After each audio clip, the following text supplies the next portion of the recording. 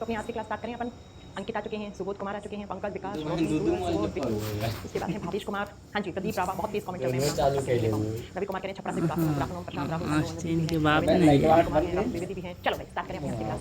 हम कल की क्लास में पढ़ रहे थे साइटोलॉजी, सेल के अंदर क्या होता है। कल हमने पढ़ा था सेल की जब कवरिंग की बात करते हैं तो सेल के बाहर दो लेयर होती है, एक होता है सेल वॉल जिसको हम कोशिका झिल्ली कहते हैं, एक होता है सेल मेम्ब्रेन जिसको हम कोशिका झिल्ली क्लास में कहते हैं। उसके बाद मैंने बताया था कि सेल के बीच बीच क्या होता है, इसका न्यूक्लियस है, इसका केंद्र होता है। उसके बाद मैंने बताया था कल की क्लास में कि न्यूक्लियस के 4 हिस्से होते हैं। अब चारों हिस्सों के नाम और उनके क्या काम होते हैं आपको पढ़ना पड़ेगा। उसके बाद मैंने बताया था कि सेल के न्यूक्लियस के अंदर दो टाइप के न्यूक्लिक एसिड होते हैं, दो तरीके के न्यूक्लिक अम्ल होते हैं। कौन कौन सा? नंबर 1 पे होता है डीएनए, दूसरा होता है आरएनए। डीएनए बोले तो डीऑक्सीराइबोस न्यूक्लिक एसिड, आरएनए बोले तो राइबोस न्यूक्लिक एसिड। उसके बाद मैंने कहा था ये डीएनए और आरएनए किससे बने हुए होते हैं, तो डीएनए और आरएनए पॉलीन्यूक्लियोटाइड्स होते हैं, यानी कि डीएनए और आरएनए पॉलीन्यूक्लियोटाइड्स से बने हुए होते हैं। नाम ये न्यूक्लियोटाइड्स सबका मीनिंग क्या होता है? न्यूक्लियोटाइड्स का मतलब होता है एक शुगर होनी चाहिए, नाइट्रोजनियस बेस यानी नाइट्रोजन युक्त क्षार होना चाहिए और फॉस्फेट होना चाहिए। जब ये तीनों चीज मिलती हैं तो वो एक क्या बनाती है? न्यूक्लियोटाइड बनाती है। ऐसे डीएनए और आरएनए में पॉली शब्द का मतलब होता है बहुत सारे न्यूक्लियोटाइड्स होते हैं।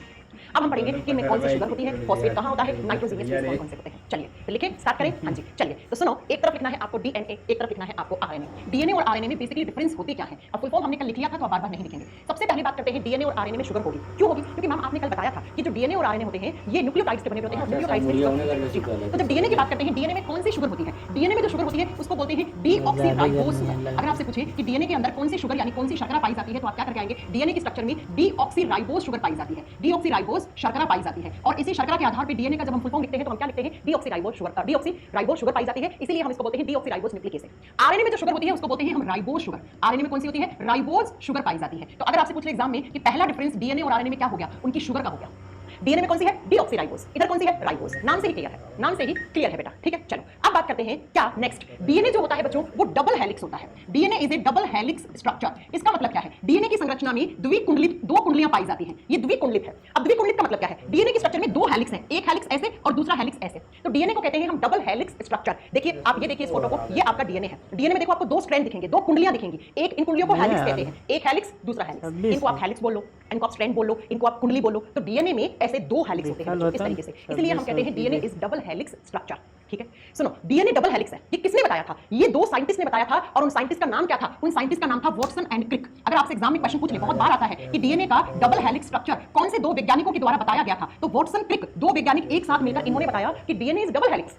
डीएनए जो होता है वो दो हेलिक्स से बना हुआ होता है। डीएनए की स्ट्रक्चर में दो हेलिक्स होते हैं, दो कुंडलियां होती हैं। तो आपसे अगर एग्जामिनर क्वेश्चन पूछ ले कि डीएनए का डबल हेलिक्स स्ट्रक्चर मॉडल किसने दिया, तो आप क्या करके आओगे बेटा? किसने दिया? Watson and Crick. Watson and Crick ने दिया था। अब बात करते हैं जो आरएनए होता है वो प्यारे बच्चों सिंगल हेलिक्स होता है। आरएनए की स्ट्रक्चर में एक ही कुंडली होती है, एक ही स्ट्रैंड होता है, इसलिए हम आरएनए को बोलते हैं एक कुंडलित संरचना। कौन सी? एक कुंडलित संरचना कहा जाता है। कैसे? ऐसे आरएनए एक ही कुंडली होती है, एक हेलिक्स कर दो जी।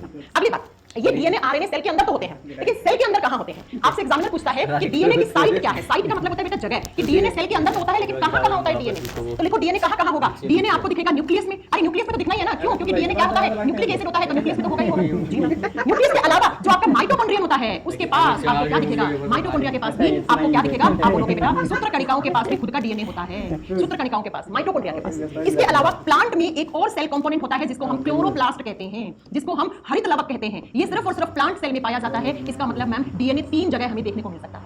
ये क्वेश्चन बहुत बार एग्जाम में आता है, बहुत बार एग्जाम में आता है कि डीएनए जो होता है वो न्यूक्लियस के अलावा कहां होता है। पता कैसे पूछता है एग्जामिनर क्वेश्चन? डीएनए एक सेल के अंदर जो न्यूक्लियस केंद्र होता है उसके अलावा कहां होता है? तो आप क्या करके आओगे? न्यूक्लियस के अलावा माइटोकॉन्ड्रिया में दिखेगा और कहां दिखेगा? जो क्लोरोप्लास्ट, ये क्लोरोप्लास्ट सिर्फ और सिर्फ प्लांट सेल्स के पास होते हैं, पेड़ पौधों के पास होते हैं, क्लोरोप्लास्ट हमारे पास नहीं होता, लेकिन लिखना तो पड़ेगा ना हमें। इसका मतलब मैम 3 जगह हमें डीएनए दिखता है। जी हां बिल्कुल सही बोला, 3 जगह हमें क्या दिखता है? डीएनए दिखता है। अब मैम आरएनए कहां कहां दिखता है? आरएनए की जगह क्या है? आरएनए न्यूक्लियस में मिलेगा। जी हां, क्यों मिलेगा? क्योंकि आरएनए की फुल फॉर्म बताओ क्या होती है? न्यूक्लिक एसिड, है ना। तो न्यूक्लिक एसिड यानी कि न्यूक्लियस के अंदर होगा, तो न्यूक्लियस में तो मिलेगा ही मिलेगा। दूसरा सुनो, आरएनए इसके अलावा मिलता है हमें साइटोप्लाज्म में। अब ये साइटोप्लाज्म क्या होता है? साइटो का मतलब होता है सेल, प्लाज्म का मतलब होता है लिक्विड। वो लिक्विड जो सेल के अंदर होता है, हिंदी में बोलते हैं इसको कोशिका द्रव्य। हमारी सेल्स के पास एक गाढ़ा सा लिक्विड होता है जिसको हम साइटोप्लाज्म कहते हैं, और उसी साइटोप्लाज्म के अंदर आपको आरएनए दिखने को मिलता है। तीसरा कहां होता है? तीसरा ये पाया जाता है किसके पास? राइबोसोम्स के पास। किसके पास पाया जाता है बच्चों? राइबोसोम्स के पास। तो अगर एग्जामिनर आपसे पूछ ले डीएनए कौन कौन सी जगह के पास होता है, किस किस जगह में सेल में डीएनए होता है, तो आपके आंसर ये। और आरएनए कहां कहां होता है? आपके आंसर ये 3 होंगे। इन तीनों में आपको आरएनए देखने को मिलता है। क्या आपको 3 डिफरेंस समझ में आए डीएनए और आरएनए में? हां जी मैम, 3 डिफरेंस समझ में आ गए। अब नेक्स्ट सुनो, अगला जो मेन डिफरेंस होता है डीएनए और आरएनए में वो क्या होता है? वो होता है प्यारे बच्चों किससे? Nitrogenous base. मैंने आपको थोड़ी देर पहले क्या पढ़ाया था कि डीएनए और आरएनए के स्ट्रक्चर में कुछ ऐसे क्षार पाए जाते हैं, कुछ ऐसे बेस पाए जाते हैं जिसके साथ नाइट्रोजन जुड़ा हुआ होता है, इसीलिए हम उसको बोलते हैं नाइट्रोजीनियस बेस, नाइट्रोजन युक्त क्षार। अब ये कौन कौन से नाइट्रोजीनियस बेस होते हैं, चलिए हम आपको बहुत डिटेल में पढ़ाते हैं। ये 3 डिफरेंस नोट कर लिया अभी फिलहाल के लिए? जी मैम कर लिए होंगे तीनों। चलें आगे, आगे चले, चलो आ जाओ। अब अगला जो डिफरेंस देखेंगे हम वो देखेंगे नाइट्रोजीनियस बेस से। ये नाइट्रोजीनियस बेस क्या होते हैं? नाम से क्लियर है, ऐसे क्षार जिसके आगे नाइट्रोजन जुड़ा हुआ होता है, उन क्षार को हम नाइट्रोजन युक्त क्षार या नाइट्रोजीनियस बेस कहते हैं। क्या कहते हैं हम? नाइट्रोजीनियस बेस कहते हैं। डीएनए और आरएनए की स्ट्रक्चर में दो तरीके के, two types of nitrogenous base present होते हैं। दो प्रकार के नाइट्रोजीनियस बेस पाए जाते हैं। अब ये कौन कौन से हैं? तो नंबर 1 पे जो आता है उसको बोलते हैं हम प्यूरीन। क्या बोलते हैं बच्चों? प्यूरीन। याद करो, प्यूरीन। और नंबर 2 पे जो नाइट्रोजीनियस बेस आता है उसको बोलते हैं हम पिरिमिडीन। क्या बोलते हैं बच्चों? पिरिमिडीन। प्यूरीन और पिरिमिडीन क्या है? अगर आपसे एग्जामिनर पूछ ले प्यूरीन और पिरिमिडीन क्या होते हैं, तो प्यूरीन और पिरिमिडीन नाइट्रोजीनियस बेस होते हैं, नाइट्रोजन युक्त क्षार होते हैं जो डीएनए और आरएनए की स्ट्रक्चर में पाए जाते हैं, जो डीएनए और आरएनए के अंदर पाए जाते हैं। अब प्यूरीन आगे दो प्रकार का होता है। प्यूरीन दो प्रकार के, कौन कौन सी? नंबर 1 पे जो प्यूरीन आती है उसको बोलते हैं एडनीन। क्या कहते हैं प्यारे बच्चों? एडनीन कहते हैं। और नंबर 2 पे जो प्यूरीन आती है उसको बोलते हैं ग्वानीन। कमेंट मत करो, ढंग से पढ़ लो, यहां से क्वेश्चन आता ही आता है। नंबर 2 पे आता है उसको बोलते हैं ग्वानीन। एडनीन को डिनोट करते हैं ए से, ग्वानीन को लिखते हैं जी से। ए और जी ये क्या है? ये प्यूरीन है बच्चों। और पिरिमिडीन जो होते हैं वो 3 प्रकार के होते हैं। पिरिमिडीन जो होते हैं वो 3 प्रकार के होते हैं। कौन कौन सा होता है? नंबर 1 पे लिखो थाइमीन, एक नंबर पे आएगा उसको बोलते हैं हम थाइमीन। और नंबर 2 पे आएगा उसको बोलते हैं आप साइटोसिन। क्या बोलते हैं? साइटोसिन। ऐसे लिख दो, साइटोसिन।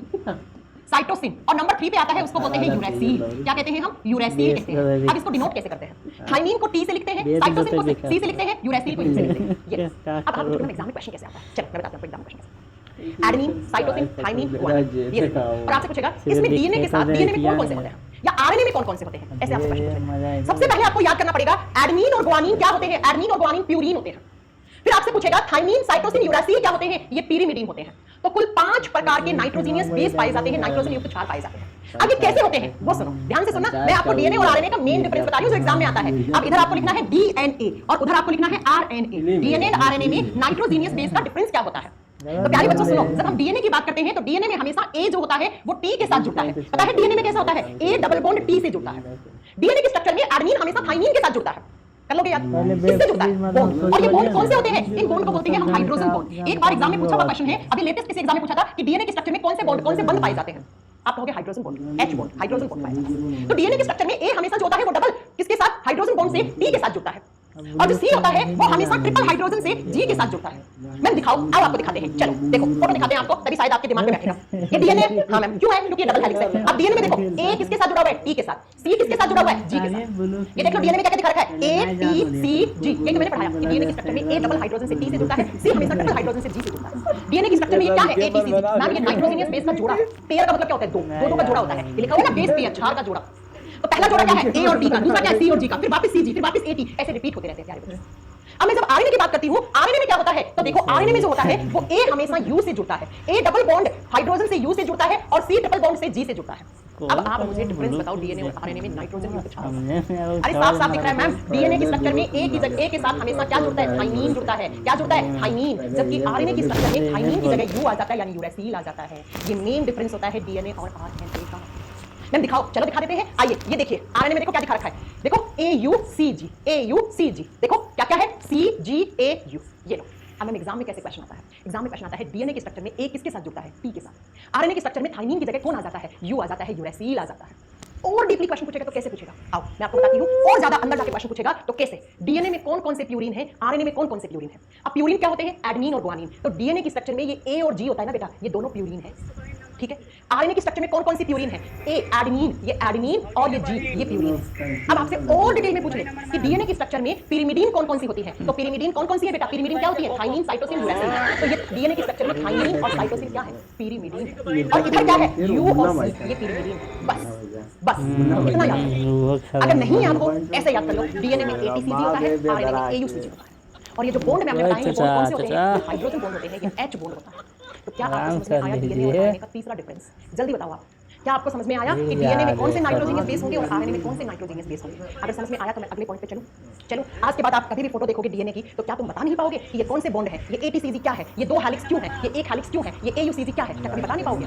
बता दोगे? चलो अगला जब डीएनए और आरएनए के डिफरेंस की अगली बात करते हैं प्यारे बच्चों, बात आती है कि डीएनए आरएनए क्या करते हैं, इनका काम क्या है, इनका काम क्या है। तो आइए जरा नेक्स्ट पॉइंट पे आप पूरा ऐसे स्लाइड बना के लिखते जाइएगा, आप पूरा स्लाइड बना के लिखते जाइएगा। ऐसे इधर लिखना डीएनए, उधर लिखना आरएनए, डीएनए एंड आरएनए क्या काम क्या करते हैं डीएनए। चल फिर से बताते हैं आपको कि डीएनए और आरएनए क्या काम करते हैं, क्योंकि मैंने एक क्लास में आपको पढ़ाया भी था। डीएनए को हम हमेशा कहते हैं जेनेटिक मटेरियल। क्या कहते हैं हम डीएनए को? डीएनए को कहते हैं जेनेटिक मटेरियल, हिंदी में बोलते हैं आनुवांशिक पदार्थ। बच्चों डीएनए क्या करता है? डीएनए हमेशा कुछ ऐसी इंफॉर्मेशन होती है, कुछ ऐसी सूचनाएं होती हैं, कुछ ऐसी इंफॉर्मेशन होती है, कुछ ऐसे कैरेक्टर्स होते हैं, कुछ ऐसे लक्षण होते हैं जो हमें हमारे माता पिता से मिलते हैं। कुछ ऐसे लक्षण होते हैं जो हमें पिछली पीढ़ी से मिलते हैं। अब हमारी पिछली पीढ़ी कौन है? हमारे माता पिता। और हमारी आगे आने वाली पीढ़ी कौन सी है? हमारे बच्चे। तो प्यारे बच्चों, कुछ ऐसे लक्षण होते हैं, कुछ ऐसे कैरेक्टर्स होते हैं जो एक पीढ़ी से दूसरी पीढ़ी में ट्रांसफर होते रहते हैं, आगे से आगे चलते रहते हैं कैरेक्टर्स। जैसे आप बोलते हो मेरी हाइट मेरे पापा पे गई, मेरे पापा की हाइट कम है तो मेरी भी हाइट कम है, मेरी आंखों का कलर मेरे पापा पे गया, मेरे बालों का कलर मेरी मम्मी पे गया, मेरी स्किन का कलर मेरी मम्मी पे गया। ये ऐसे लक्षण होते हैं जो आपको आपके माता पिता से मिलते हैं, और यही लक्षणों को एक पीढ़ी से दूसरी पीढ़ी में भेजने का काम किसका होता है? डीएनए का होता है। इसीलिए हम इसको कहते हैं जेनेटिक मटेरियल। ये वो मटेरियल है, ये वो पदार्थ है जो आनुवंशिक सूचनाओं को एक पीढ़ी से दूसरी पीढ़ी में पहुंचाता है। DNA transfer genetic information from one generation to another generation.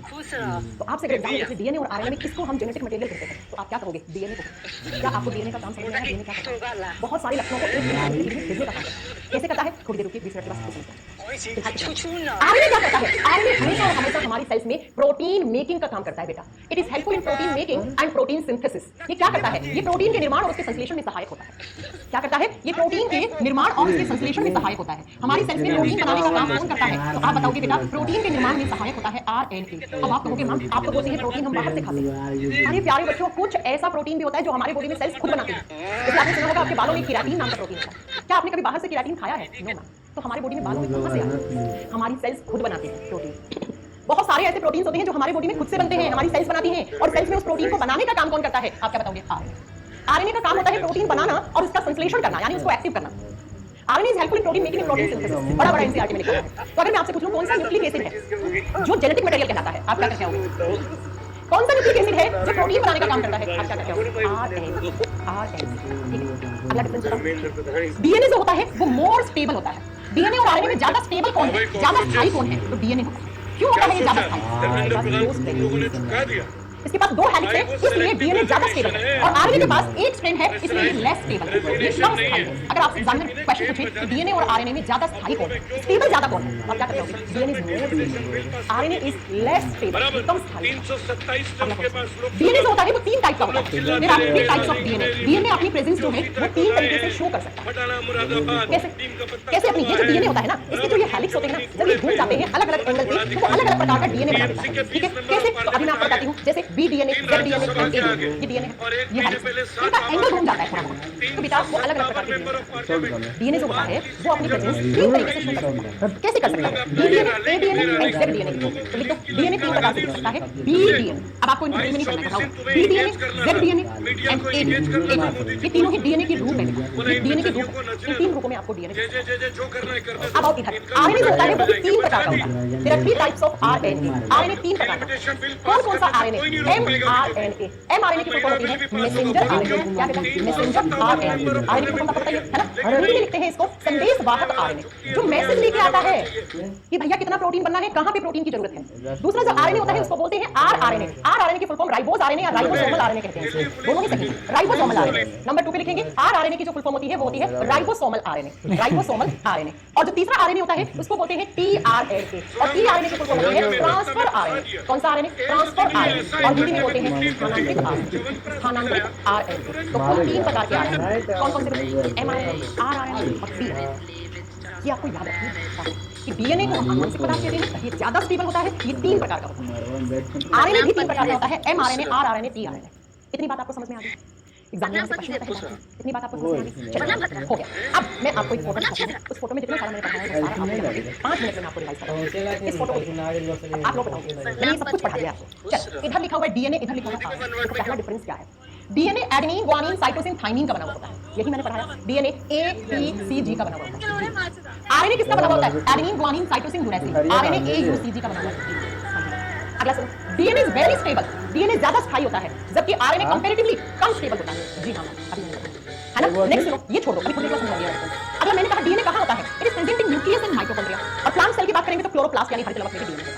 ये कहां होगा? साइटोप्लाज्म में, राइबोसोम में और न्यूक्लियस में। हां मैम, यही आपने कहा। अगला सुनो, ये वाला पॉइंट भी मैं अभी आपको समझाऊंगी 2 मिनट के बाद। डीएनए को हम जेनेटिक मटेरियल कहते हैं, डीएनए को हम आनुवंशिक पदार्थ कहते हैं। जी मैम। आरएनए क्या करता है? प्रोटीन सिंथेसिस, प्रोटीन बनाने का काम करता है। जी हाँ। डीएनए 3 फॉर्म में हो सकता है, B DNA, A DNA, Z DNA. हाँ जी।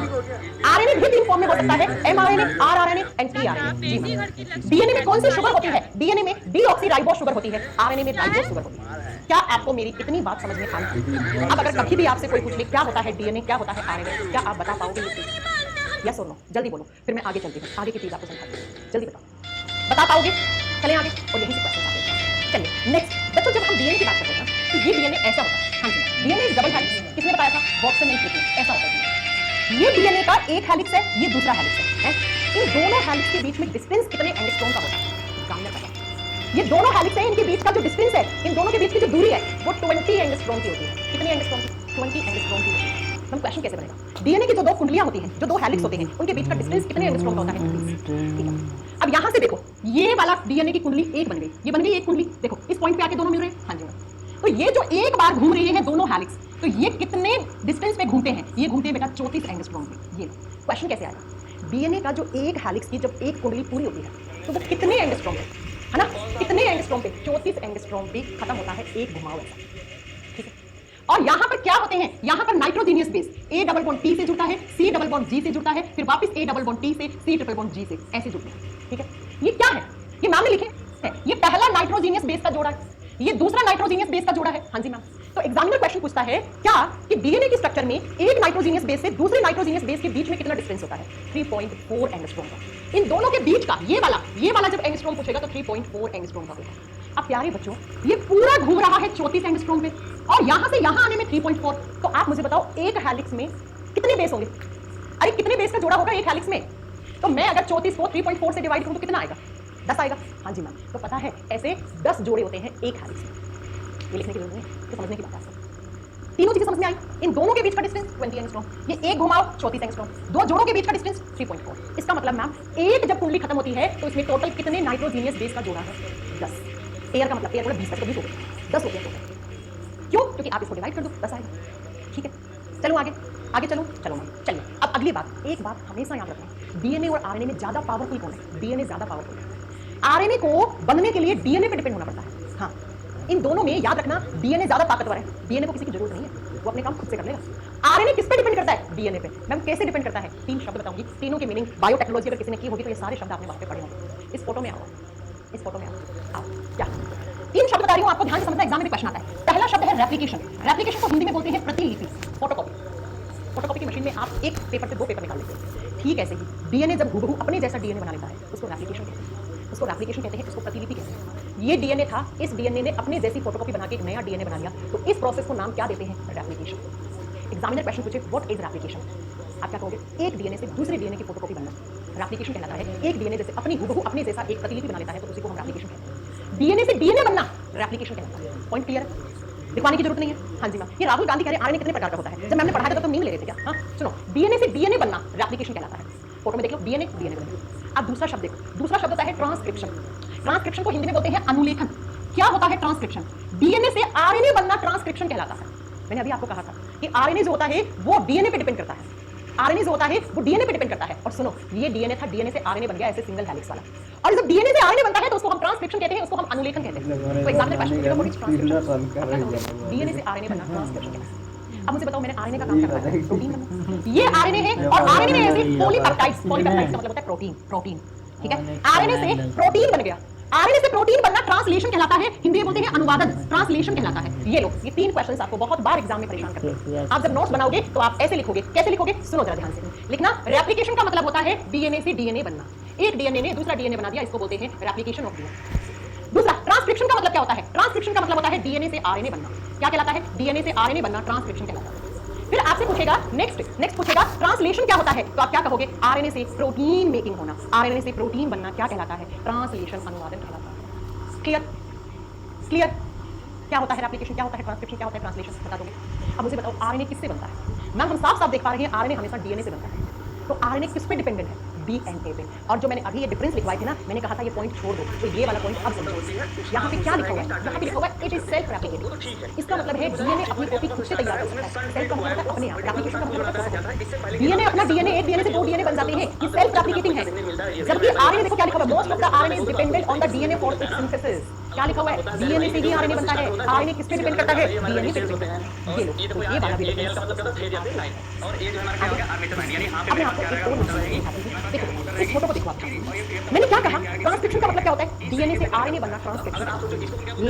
लेकिन कभी-कभी उल्टा हो जाता है इसका, कभी-कभी आरएनए से डीएनए बन जाता है, कभी-कभी होता है, बहुत रेयर होता है। और जब ऐसा होता है, क्या होता है? सुनो, जब आरएनए से डीएनए बनता है, आरएनए से डीएनए बनता है, तो इस प्रोसेस को बोलते हैं रिवर्स ट्रांसक्रिप्शन। इस प्रोसेस को क्या कहते हैं हम? रिवर्स ट्रांसक्रिप्शन कहते हैं। अरे ट्रांसक्रिप्शन उल्टा हो गया।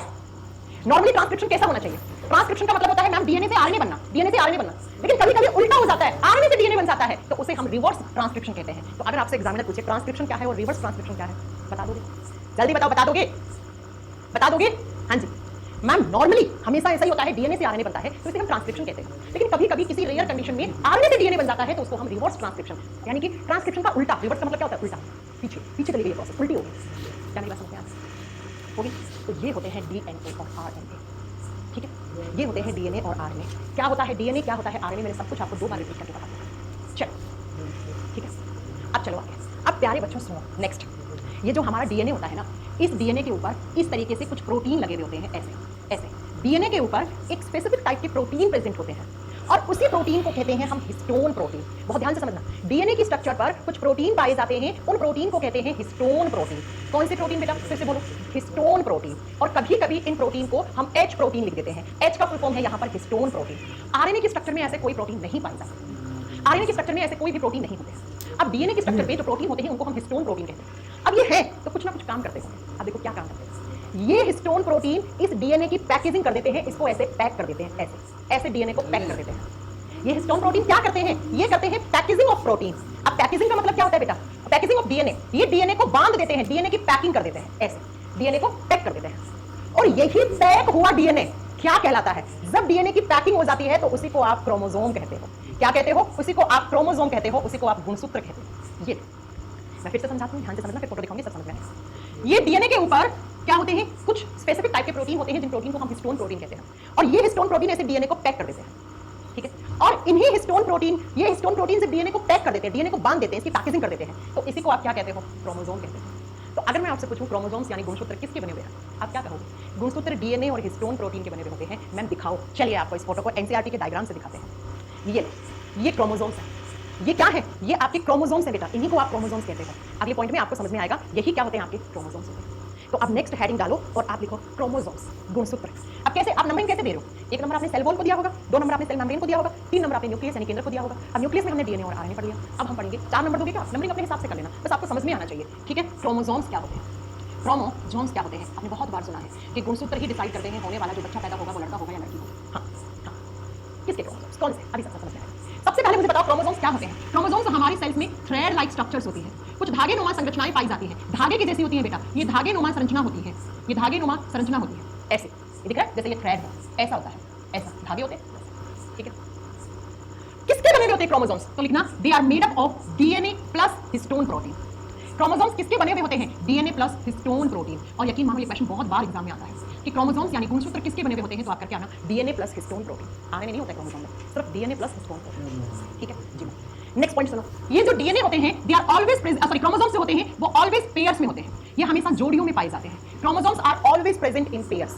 आप हमेशा इनको जोड़ियों में देखोगे, सिंगल क्रोमोसोम नहीं देखते हो, 2 जोड़ी 4 जोड़ी 6 जोड़ी, ये नहीं बोलोगे किसी में 2 क्रोमोसोम ना, 2 जोड़ी क्रोमोसोम हो सकते हैं। अब ये नहीं बोलोगे नो क्रोमोसोम है ना, नो पेयर हो सकते हैं। ये हमेशा और हमेशा पेयर्स में होते हैं, ये हमेशा और हमेशा जोड़ियों में होते हैं।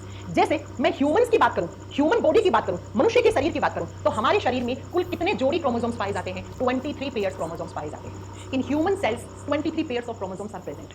मनुष्य के शरीर के अंदर जो सेल्स होती हैं, जो कोशिकाएं होती हैं, उनमें कुल 23 जोड़ी क्रोमोसोम्स पाए जाते हैं। 23 मतलब लिखना, 23 जोड़ी लिखोगे, लिख दोगे? बोलो हाँ कि ना? हाँ। नेक्स्ट, क्रोमोसोम्स हमेशा और हमेशा विजिबल कब होते हैं? ये दिखाई कब देते हैं? During cell division. ये दिखाई कब देते हैं? तो सिर्फ और सिर्फ सेल डिवीजन के समय, जब कोई कोशिका में विभाजन हो रहा होता है, उसी समय आपको क्रोमोसोम्स दिखाई देंगे। बच्चों अगर आपको क्रोमोसोम्स देखने हैं तो आपको एक ऐसी सेल लेनी पड़ेगी, एक ऐसी कोशिका उठानी पड़ेगी जिस कोशिका में सेल डिवीजन हो रहा है, जिस कोशिका में कोशिका विभाजन हो रहा है, क्योंकि क्रोमोसोम्स सिर्फ और सिर्फ आपको कब दिखाई देंगे? During cell division process. जब एक सेल, एक कोशिका अपने आप का विभाजन कर रही होती है, उसी समय क्या दिखाई देते हैं आपको? ये गुणसूत्र, ये क्रोमोसोम्स दिखाई देते हैं, ठीक है? मैम क्रोमोसोम्स की डिस्कवरी किसने की थी? क्रोमोसोम्स की खोज किसने की थी? फ्लेमिंग एंड वेल्डियर। लिख दो, 2 वैज्ञानिक थे, आप लिखिए क्या क्या नाम था? पहले वैज्ञानिक का नाम था फ्लेमिंग और दूसरे वैज्ञानिक का नाम था वेल्डियर। इन दोनों वैज्ञानिक ने एक साथ मिलकर किसकी खोज की थी? गुणसूत्र की खोज की थी, क्रोमोसोम्स की खोज की थी। अब खोज का मतलब क्या है? इन्होंने बताया था कि हमारी सेल्स में कुछ धागे नुमा स्ट्रक्चर्स होती हैं जो डीएनए और हिस्टोन प्रोटीन की बनी हुई होती हैं। जब ये हिस्टोन प्रोटीन डीएनए को पैक करके बांध देता है तो उसी को आप क्या कहते हो? क्रोमोसोम कहते हैं। ये क्रोमोसोम्स हमेशा जोड़ियों